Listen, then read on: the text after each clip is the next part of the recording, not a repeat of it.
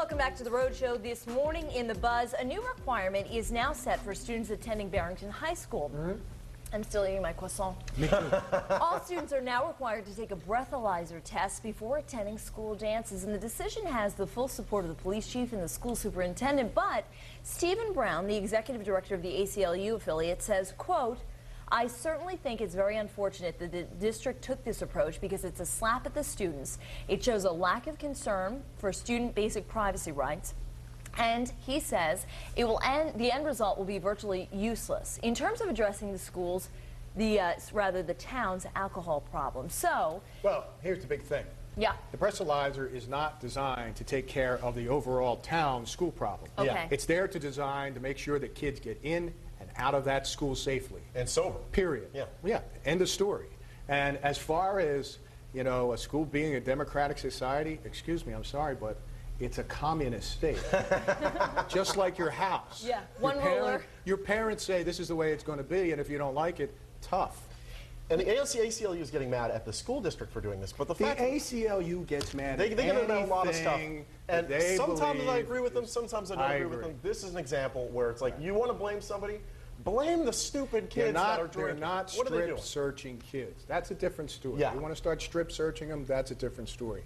But if you're asking them to come to a school dance sober and take a breathalyzer to prove it, I have absolutely no problems whatsoever with that at all. What about checkpoints? What about like drunk driving checkpoints? I don't have a problem with that either. Exactly. This is a drunk driving checkpoint, but for school. Now, here's where this came from. There were 5 students who got drunk at a high school dance. One of those students wound up getting sick at a nearby coffee shop. And, of course, Barrington has been struggling with the issue of underage drinking. It's been implicated in the deaths of 4 teenagers in recent years. However, I do want to say this because I've been on stories having to do with Barrington, and obviously it's an affluent community, and so people point the fingers and that sort of thing. Underage drinking is a problem throughout the state of Rhode Island and throughout the country. Throughout so the this nation. this is not specifically a Barrington issue. However, there have been some high-profile deaths because of teens drinking underage inappropriately. Well, what would you expect the school to do? Just sit back and do nothing?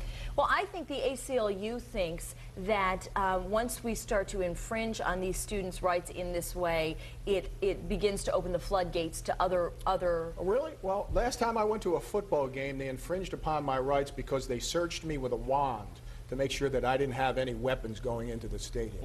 Is there any difference there? No, I don't think there is. I think you're entering that school by their rules. Right. And one of the it's rules a communist government. Let's get it straight. That's the way it is. It's the way it works. The interesting thing is there are a number of students who actually support this as and well. And good for them. Because they're saying, you know, we're tired of this. We're tired of this being the only cool thing to talk about.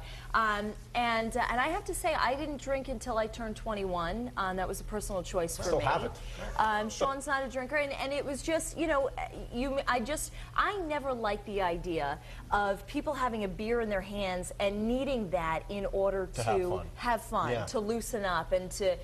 Listen, I just think this. Number one, if the kids are hell-bent on having a drink and it's the dance that night and they know they're going to take a breathalyzer, they're going to shy away from that dance and they're going to go somewhere else and they're going to try to find a place to drink. Yeah. That's not Barrington High School's fault. But listen to this. Now another local town has become the first in Rhode Island, we've been talking about this morning, to actually crack down on adults who allow underage drinking. As they should. Well, last night... I agree with that. I never understood that mentality. Yeah. I'd rather have them drink in my house so at least I can supervise them than them being out all over the place at all times of the night and day, and I don't know what's going on. Yeah. That is the most ludicrous what it says to these teenagers it's like, is that here are the rules, this is the law, but you're beyond that. So and then they don't stay in the house. They go to somebody else's house and somebody else's house, and then they drive home and parents say, "Oh no, we take the keys." But you've already said it's okay for you to be doing this. Westerly, by the way, was the town that just passed this social host law. Courtney, I wanted to talk to you because obviously this is a hot topic, and a lot of people are going to be talking about it in the communities of Westerly, Barrington, and beyond. So I was wondering what viewers are saying this morning. Yeah, there's a whole bunch of comments on here, so I'm going to try and go through them for you guys on both sides, actually. And this first one's from one artist, and she believes they're violating Barrington students' civil rights. And then this one comes from Jerry, and he says he thinks it's a good idea because there may be many parents who don't want to be bothered, you know, with checking on their kids' behavior. And Lisa says if it's keeping them safe and they're not drinking, what's the big deal to do a breathalyzer? And then there's another one from a Barrington resident and a parent of an ingoing Barrington High School freshman. He's not in agreement with the plan. He says he's okay with a breathalyzer for any student that looks impaired, but he thinks testing every student is a bad idea. So you can weigh in there or also on our poll here on foxprovidence.com, and we're asking, do you think mandatory breathalyzer tests at school dances is too intrusive?